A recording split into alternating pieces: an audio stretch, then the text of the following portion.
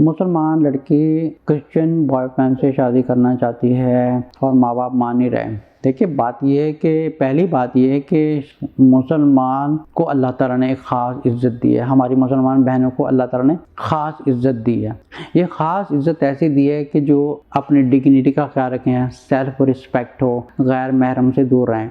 तो कोई ऐसा रिश्ता जो शादी से पहले है, that is considered as a बदकारी और an adultery. It is not allowed to be interacting with the non महरम before getting married. So this is not even allowed to do that. तो अगर कोई मामला सीरियस है, देखिए, एक मुसलमान औरत को भी ये हक होता है वो किसी को पसंद करे। Is nothing wrong in that, क्योंकि लोग इसको बिग डील बनाते हैं। It's nothing wrong in that. अगर किसी औरत को अगर कोई मर्द पसंद आता है तो उसको डायरेक्टली भी प्रपोज कर सकती है और वली के थ्रू भी काम करवा सकती है।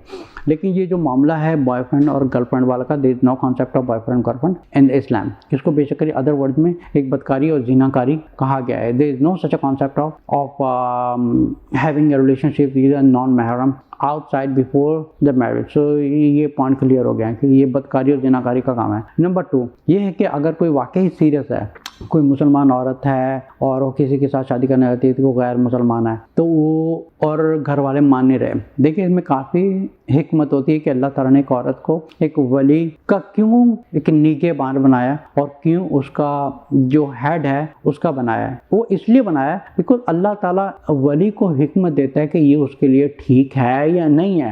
हो सकता है, होता ये है कि देखें, यंग एज में कोई लड़की या कोई लड़का अपोजिट सेक्स से अट्रैक्ट हो जाते हैं वक्ती तौर पर, लेकिन अल्लाह से बढ़ के कोई नहीं जानता कि is that person good for you और नॉट। क्योंकि हो सकता है कि जिंदगी में कुछ इंटरप्शन आ रही है, वो इंसान आपके लिए ठीक है या नहीं है। अब आप बहन ने ये भी कहा है कि मुसलमान होना चाहते हैं। अब कैसे ऐसे मामला देखे गए हैं जो किसी मतलब की खातिर नाउज़ बिल्लाह अस्तग़फिरुल्लाह, हो सकता है कि वो शख्स मतलब एक बदकारी करने के लिए एक शादी की प्रेजेंटेशन देता हो कि मैं आपसे शादी करना चाहता हूँ। हो सकता है उसके दिल में कोई और कंसर्न हो और वो शादी का जो बेस है, मुसलमान होने की बेस है, उसी की यही होगी कि मैं to build the relation with her and then leave हर।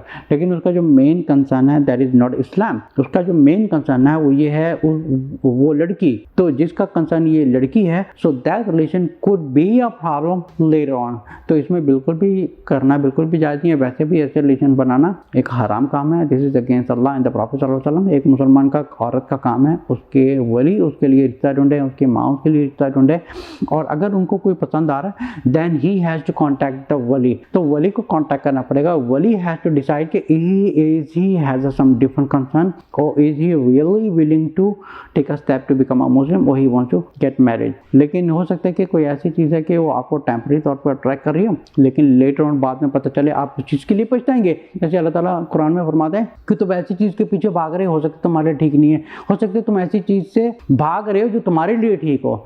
तो हमें हर चीज़ एक कुदरत के ऊपर, निज़ाम के ऊपर छोड़ देनी चाहिए और जो तकदीर में हो उसको एक्सेप्ट कर लेना चाहिए। क्योंकि अगर माँ बाप बीच में इंटरप्शन डाल रहे हैं, they could be a reason कि अल्लाह ताला उनके दिल में डाल रहे हो कि ये इसके लिए ठीक नहीं है। So we should not be forcing our तकदीर। तकदीर से कभी लड़ना नहीं चाहिए कि मैंने अपनी तकदीर बदल के रहनी है। जब अल्लाह ताला कुछ भी दे, जिस हालत में रखे, से अल्हम्दुलिल्लाह एंड जस्ट एक्सेप्ट इट।